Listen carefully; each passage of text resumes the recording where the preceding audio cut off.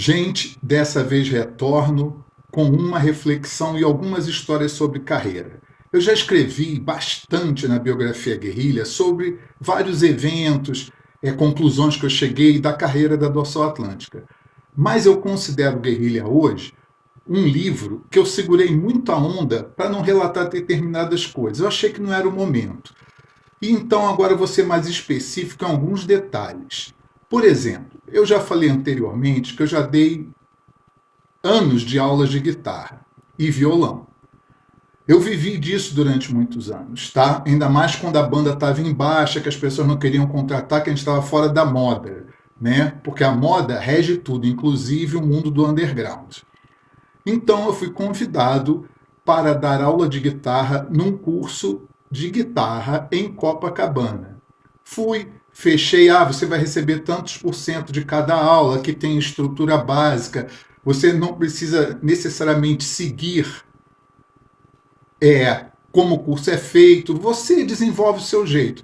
Acumulei uma quantidade de alunos, mas falei para o dono, a questão minha é a seguinte: eu não tenho tempo para ficar dando aula o tempo inteiro. Eu tenho show para fazer, então final de semana não rola, e eu estou me preparando para gravar um disco.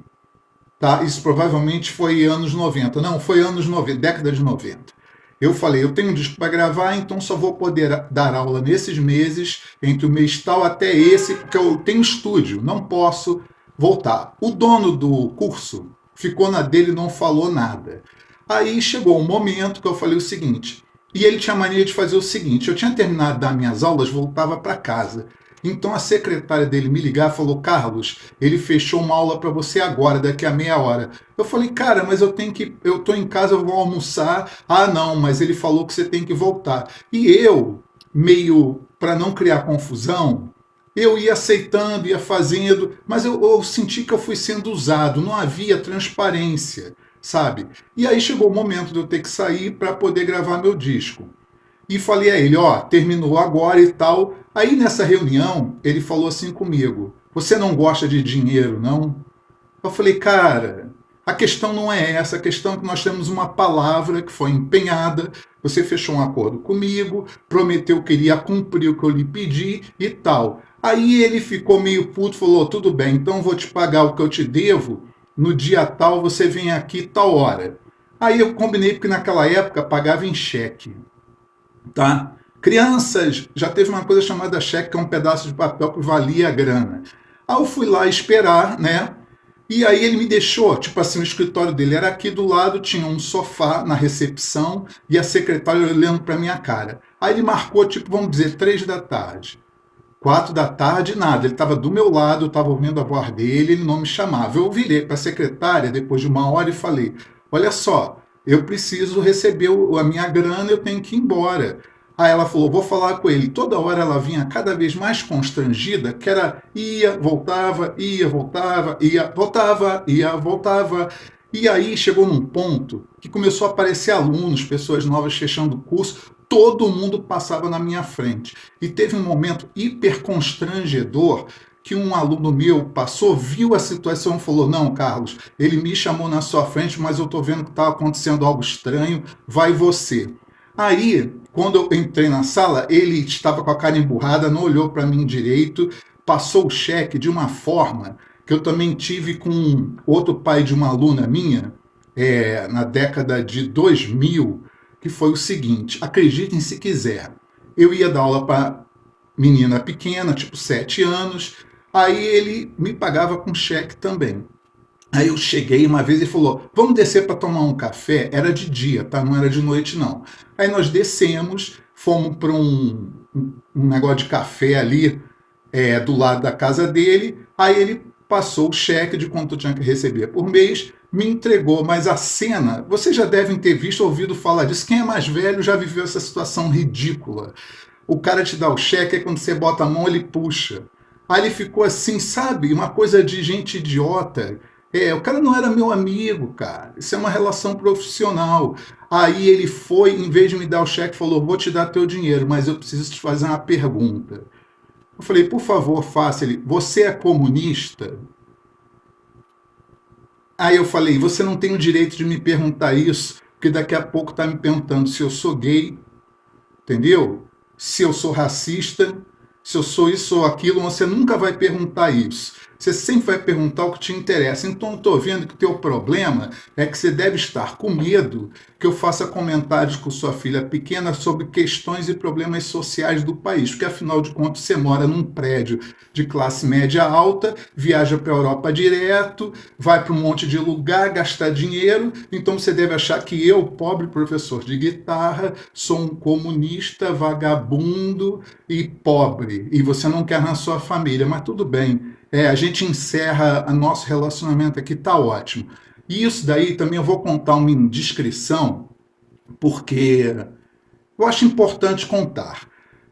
Durante um período, eu terminei com a Dorsal Atlântica no show do Monsters of Rock em São Paulo, 1998. Empurrei com a barriga um pouco, mas eu não queria mais continuar. Pelos mesmos problemas de sempre. Incompreensão do público, modismo do público, selos que não me respeitavam, os produtores não chamavam porque a gente estava fora de moda, aquela coisa toda, né? Que vocês devem imaginar e que acontece na vida de cada um. E eu dou graças a Deus, de certa forma, de eu ter ajudado a fundar esse movimento no Brasil e até hoje lembrarem de mim. Por quê? Porque eu sempre lidei com isso, com a verdade. Então, durante um período entre 2000 e 2012, eu estava tocando com duas bandas que eu havia fundado para tocar todo tipo de música que eu quisesse. Forró, baião, jazz rock, samba, soul, queria tocar tudo. Então, o que acontece? Mustang e Usina Leblon. Nesse período, eu não queria saber de Dorsal, mas eu continuava recebendo proposta. Inclusive, uma das mais engraçadas foi que eu fosse o Paul Stanley do Kiss, porque o produtor reparou que eu rebolava bem, falou, porra, tu é um cara bom nisso, né? Ele falou, e tu pode cantar igual o Paul Stanley, então vou te pagar R$ 250 por evento e você se pinta e vira o Paul Stanley. Eu falei, cara, é o seguinte, o dinheiro é pouco, não vou aceitar, e outra, isso vai cagar a minha biografia. Entendeu? Como se dizia na época, eu acho que foi, não sei quem falava isso, que o Edson do Cólera tinha uma banda cult cover que ele usava uma peruca. Eu sei que esse negócio chegou no meu ouvido naquela época, mas eu falei, eu não vou cagar minha biografia. Então, nesse período do Mustang, eu recebi uma ligação do antigo vocalista do Made in Brasil, o Percy, porque ele já tinha saído da banda há muito tempo e ele estava envolvido em algum esquema desse de virada cultural de São Paulo. Aí ele me ligou, falou, Carlos, olha só, vou te pagar tanto de cachê, a van te pega no Rio, te traz, vai ter Vulcana, Overdose. Eu falei, cara, a banda não existe, eu não ensaio, você vai me obrigar por causa dessa grana, que nem é tanta, aí eu fazer um retrocesso mental na minha cabeça, eu preciso de anos para aceitar isso. Aí o Percy falou comigo, Carlos, ele me perguntou, tá? Você não gosta de dinheiro? Porra, gente, é foda, entendeu? Eu preciso de grana, você precisa, todo mundo precisa, mas eu não sou puta, entendeu? Eu não sou prostituta. Então você tem que saber conversar comigo, entendeu? Amaciada, uns beijinhos, falar, ó, é por uma questão artística, social, tal. Aí eu aceito. Enfim, e vou fechar esse vídeo de hoje, que é só falando sobre casos acontecidos na carreira. Eu tenho muito, muito, mas eu só vou contar esses aqui, que são os que eu lembrei agora, tá? Época do Mustang. Eu fui na feira de guitarra em São Paulo, eu estava lá, se eu não me engano, eu não lembro mais, porque eu não estou com meus diários, não estou com as datas, mas a Rock Brigade, num período, me chamou lá para ficar no stand deles. Tá, aí eu falei, não, beleza, eu estou em São Paulo, fico aí no stand, recebendo as pessoas, falando e tal, tanto que tem uma foto famosa minha, desse período, que eu tirei do lado de uma atriz americana, que, se eu não me engano, ela fazia filme pornô, nem sabia quem era ela, não sei até hoje, não quero ver, porque eu odeio filme pornô, odeio sacanagem, acho tudo uma merda. Aí, Jasmine, Não sei, gente, mas é fácil encontrar essa foto aí. Vou ver até se eu encontro, boto no vídeo. Ela tirou a foto do meu lado, aí ficava todo mundo impressionado. Caraca, cara, essa mulher tem um vídeo que ela transa com um time inteiro de futebol americano. Eu falei, ah, bom pra ela, bom pra ela. Nesse período eu estava tocando no Mustang.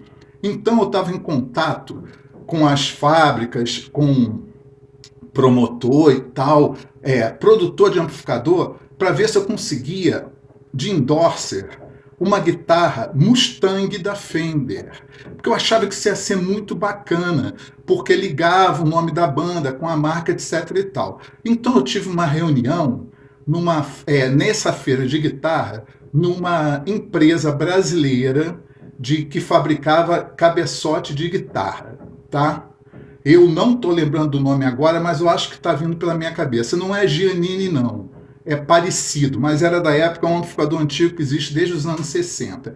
Aí eu conversei lá com um gerente e tal, falei, ó, é porque a gente precisa de equipamento para cair na estrada. Então isso é uma coisa, nem que seja uma doação, que eu tenha que devolver os cabeçotes depois, mas é isso. Aí o gerente marcou comigo, então volta aqui no stand, tanto, sei lá, 4 horas da tarde que a gente conversa melhor sobre isso.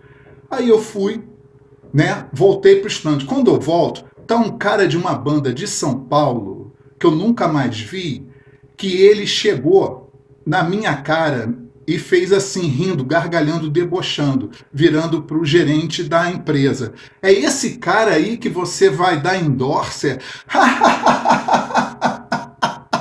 Que coisa, cara, que isso tem nada a ver, cara. Pô, ele fez isso na minha cara. Eu sei quem é, até hoje eu sei, ele tem banda. Essa história não foi a única vez que eu vivi essa situação. Porque as pessoas, muitas vezes, são medíocres.